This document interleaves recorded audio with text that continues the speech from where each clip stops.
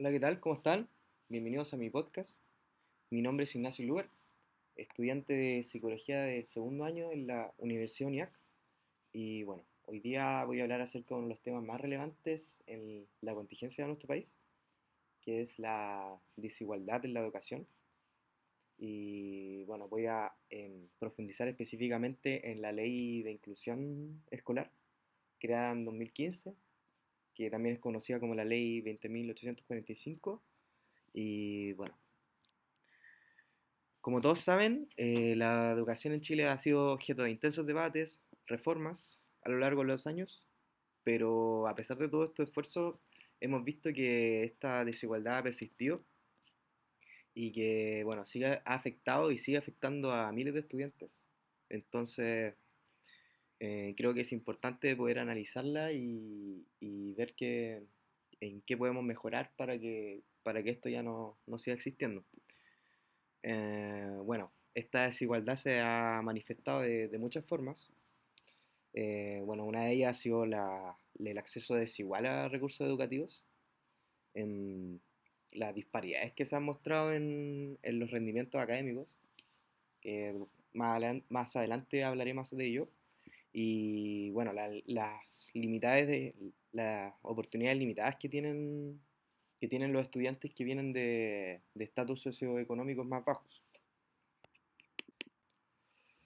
Bueno, como ya dije anteriormente, en este podcast mi idea es explorar detalles de los diversos aspectos de la ley de la inclusión escolar y cómo ha impactado o si es que ha impactado en la reducción de la desigualdad educativa.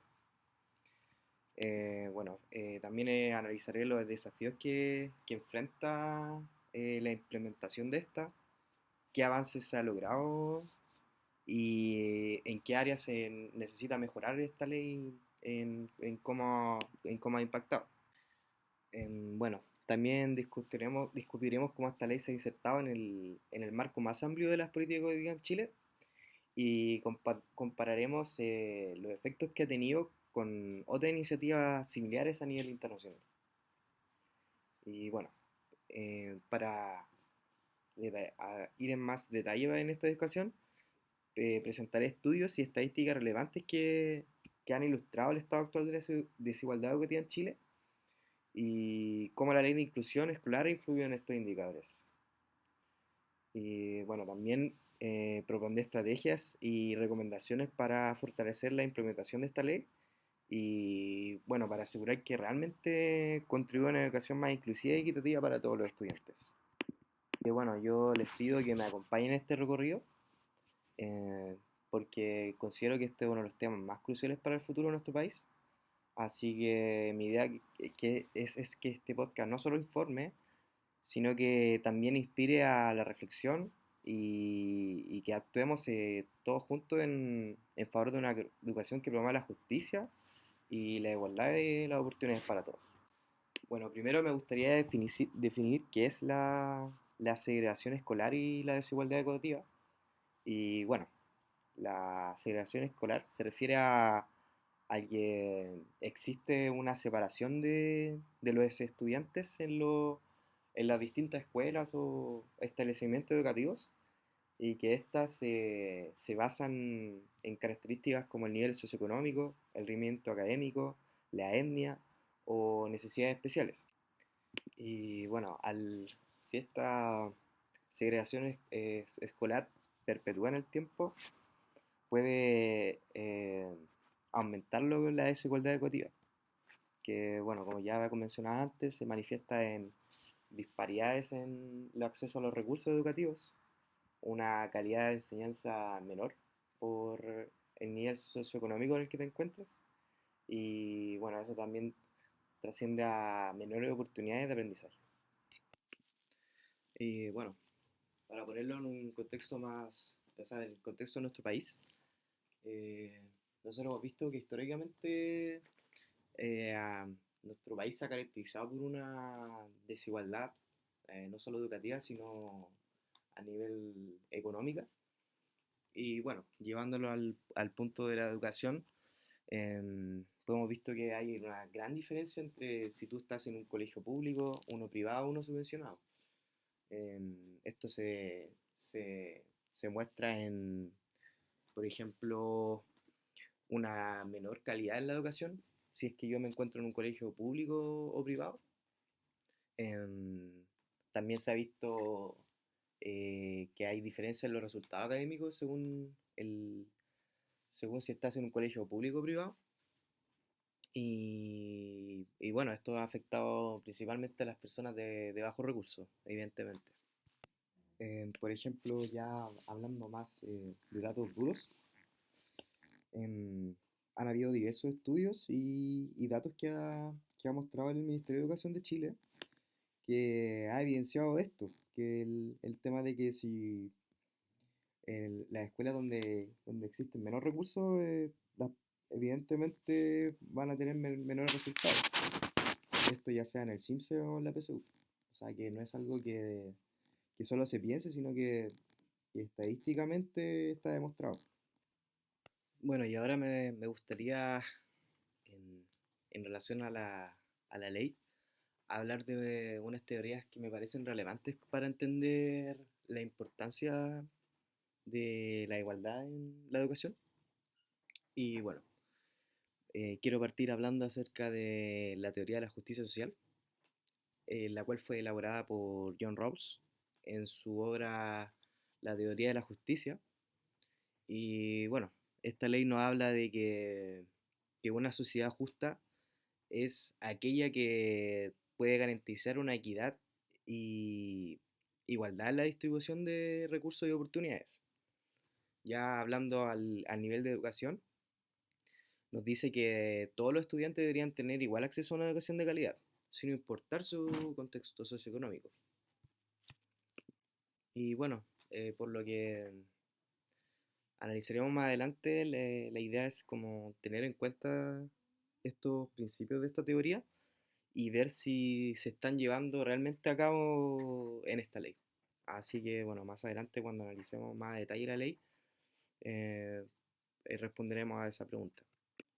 Y bueno, la otra teoría que me gustaría mencionar es la teoría de la producción social de, de Pierre Bourdieu y Jean-Claude Passeron. Y bueno, esta teoría nos habla de cómo el sistema educativo perpetúa las desigualdades sociales. O sea que si en un país existen desigualdades económicas, estas se van a ver reflejadas sí o sí en la educación y al ver estas diferencias en la educación va a hacer que el ciclo se repita, o sea que por tú tener menos recursos y tener una educación de menor calidad, se va a perpetuar esta desigualdad, porque al tú tener una educación de menor calidad, probablemente no vas a poder como, o vas a tener menos posibilidades de acceder a mejores recursos, por lo que al existir una desigualdad en lo económico va a sí o sí existir una en la educación y bueno, esta desigualdad en la educación va a seguir reproduciendo lo mismo. Así que, bueno, me parecía importante tocar esta teoría para ver la relevancia que tiene que exista desigualdad en la educación y cómo se reproducen no solamente en ese ámbito, sino que afecta a todos los ámbitos que existen en la sociedad. Y bueno, ahora nos vamos a meter de lleno con lo que es el análisis de la ley de inclusión escolar. Así que bueno, lo primero es cuáles son los objetivos de esta ley. Bueno, lo que buscaba esta ley originalmente era eliminar la discriminación y promover una equidad en el sistema educativo chileno. Estos serían en distintos objetivos. El primer objetivo sería, o sea, era eliminar la selección arbitraria. ¿En, ¿En qué consiste la eliminación de la selección arbitraria? Eliminar simplemente cualquier tipo de discriminación en la selección de estudiantes en un establecimiento académico, ya sea por la situación económica, por la religión o cualquier otra característica que pueda ser considerada discriminación.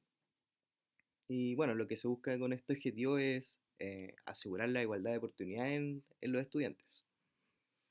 El segundo objetivo de esta ley era la gratuidad progresiva, que lo que consistía era una implementación gradual de la gratuidad en la educación subvencionada, eliminando el financiamiento compartido obligatorio. Esto lo que pretende es reducir las barreras económicas que impiden el acceso a una educación de calidad para estudiantes de familias de bajo ingreso. El objetivo número 3 es la equidad y calidad educativa. Lo que buscaba esta ley era promover la mejora continua de la calidad educativa y en especial con especial atención a los colegios con estudiantes que tengan contextos vulnerables. Esto se haría con mecanismos de apoyo y supervisión para asegurar que todos los estudiantes alcancen los estándares educativos definidos.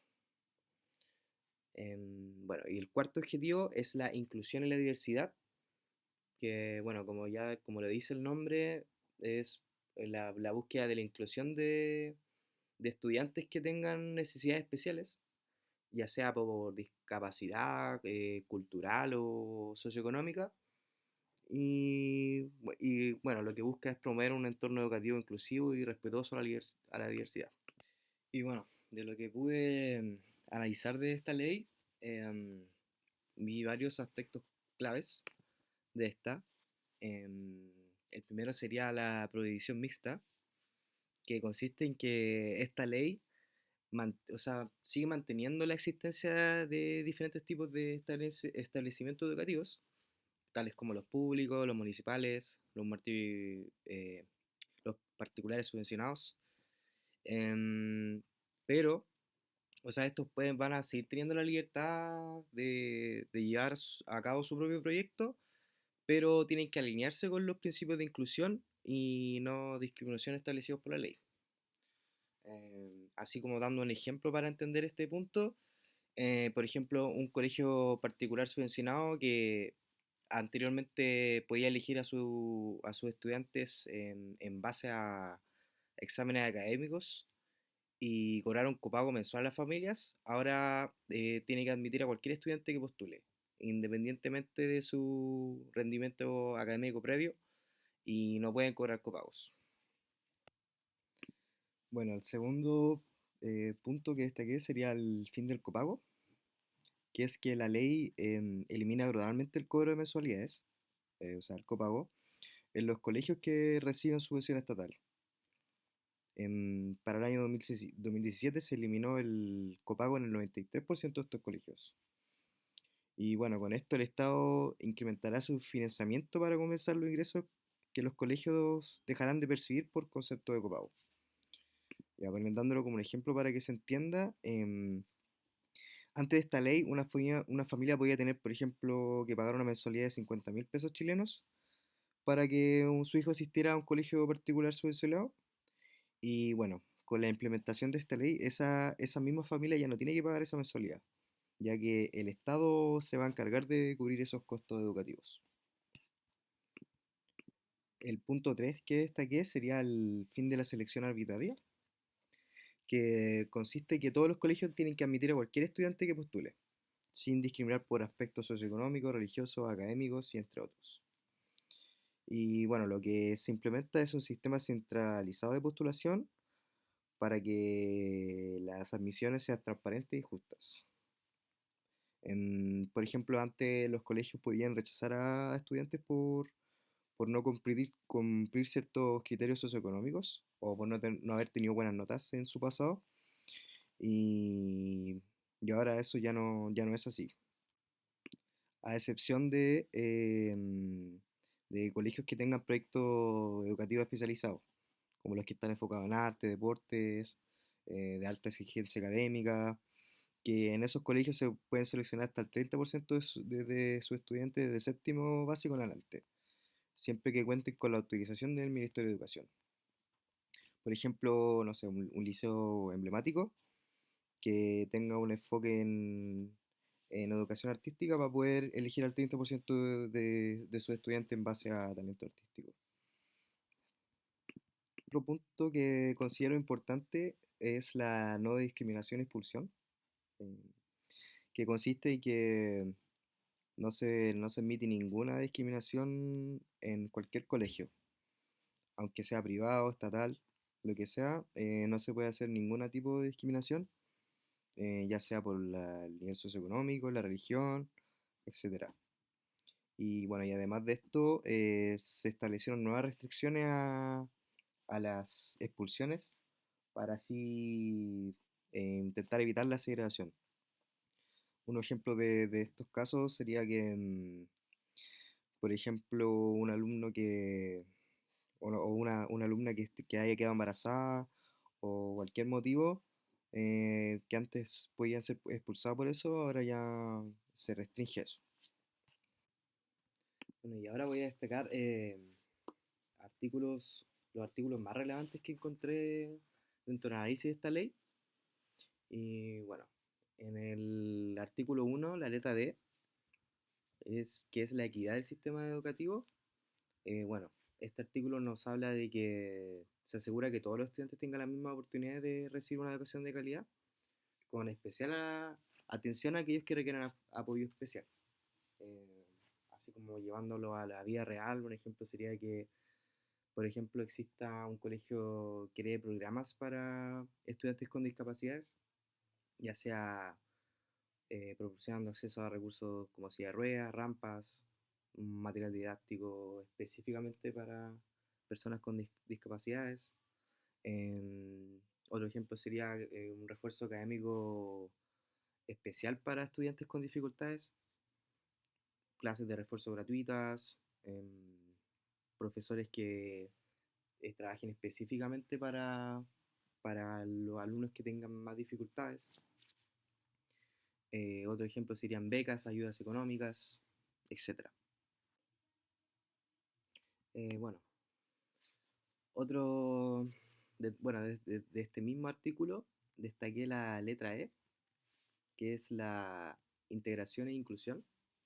Y lo que trata esto es que el sistema educativo tiene que eliminar todas las formas de discriminación arbitraria que impidan el aprendizaje y la participación de todos los estudiantes, promoviendo la inclusión. Un ejemplo de esto sería políticas anti-bullying, que existan protocolos claros para manejar estas denuncias y poder apoyar a los alumnos que estén en esta situación problemática. O también crear talleres de sensibilización acerca del bullying, etc.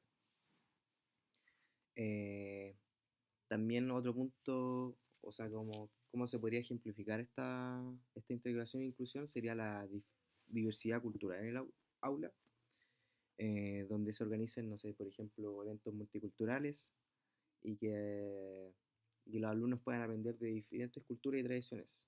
Así que se programa la tolerancia y el respeto mutuo, algo que ha estado muy en deuda hoy en día con el tema de los inmigrantes. Em,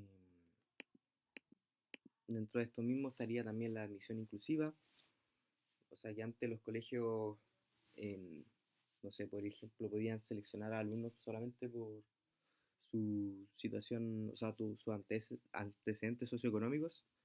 Ahora se garantiza que exista una mezcla de heterogénea en la aula, o sea, que no porque tengas plata o no plata no puedas entrar a un colegio.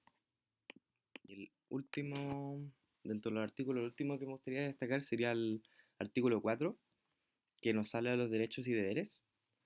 Y que, bueno, este artículo lo que establece es que la educación tiene que ser un derecho para todas las personas y que el Estado tiene el deber de asegurar que existe una educación inclusiva y de calidad para todos los estudiantes. ¿Cómo podríamos ejemplificar esto? Sería, por ejemplo, que exista acceso a la educación para estudiantes con necesidades especiales, em, una garantía de gratuidad en la educación para personas que se encuentren con familias de bajos ingresos. Ahora, por ejemplo, en un colegio particular subvencionado, ahora ya no tienen que pagar nada. Em, Otro ejemplo es la capacitación docente, y es que el Estado tiene que capacitar, o sea, ofrecer programas de capacitación continua para los temas que refieren a la educación inclusiva, y para de esta forma que los profesores estén preparados para tener ese enfoque específico, y que puedan transmitir eso a sus alumnos. Bueno, y ahora hablando en cómo ha evolucionado esta ley en nuestro país, em, podemos ver que desde la promulgación en 2015, esta ley efectivamente ha tenido un impacto significativo en la estructura del sistema educativo chileno. Y sí se han observado avances en la reducción de prácticas discriminatorias y en la promoción de una mayor equidad en el acceso a la educación. Por ejemplo, en los colegios subvencionados, o sea, uno de los fines de la ley era que ya no existieran colegios subvencionados con fines de lucros, y esto sí se logró, ya que existen medidas drásticas si es que se ve que hay fines de lucro, lo que significa el corte de- del dinero para estos establecimientos, por lo que la mayoría lo cumplió. Mm, Respecto al paso a la gratuidad, hay un dato que compara el directorio de establecimientos del año 2017 con el año 2022, y se encontró que el 87% de los establecimientos eran gratuitos en el 2017, y el 2022 ha crecido este porcentaje al 93%, por lo que vemos que por este lado también se cumple. Otro dato importante es el gasto público, que se ha incrementado enormemente para el aporte para la gratuidad. Y bueno, desde el 2016 al 2022 se pasó de un 34% a un 282%, por lo que podemos ver que por este lado también se ha cumplido enormemente. Pero bueno, o sea, podemos ver que esta ley sí ha tenido un impacto y sí ha ayudado a que mejore o sea, se acerque un poco más a la igualdad de la educación, pero no ha dado la solución en concreto. O sea, todavía es evidente la desigualdad que existe en la educación, ya sea esto indiciándose en los resultados de personas que tengan acceso a educación privada o pública, por lo que podemos ver que esta ley, si bien es cierto, ha ayudado, todavía necesita ser perfeccionada, y que pueda tener un impacto mayor, aún mayor en lo que es em, la igualdad en la educación.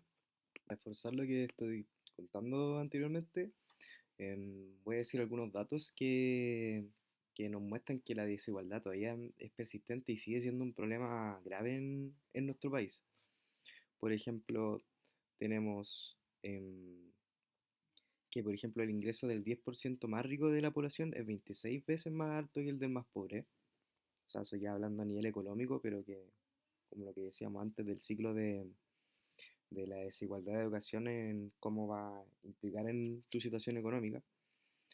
Em, Otro dato es que en Chile un 10% de los estudiantes abandona sus estudios, y 8 de cada 10 lo hace por causa de la pobreza. O sea que todavía sigue influyendo harto como tu situación económica en cómo va a ser tu educación. Em, Hasta el año 2020 en Chile había más de 186.000 niños, niñas y niños jóvenes entre 5 y 21 años que abandonaban el sistema escolar. O sea que podemos ver que la educación todavía no llega a, a que todas las personas puedan tener una educación de calidad y sostenida en el tiempo. Interesante es que los estudiantes de octavo grado en Chile que fueron acosados o acosadores víctimas tuvieron un peor promedio en la escuela. O sea que también es algo que no se ha podido dar solución, el tema del bullying. Bueno, esos serían los datos, y que nos pueden evidenciar que todavía la educación es un problema importante en nuestro país.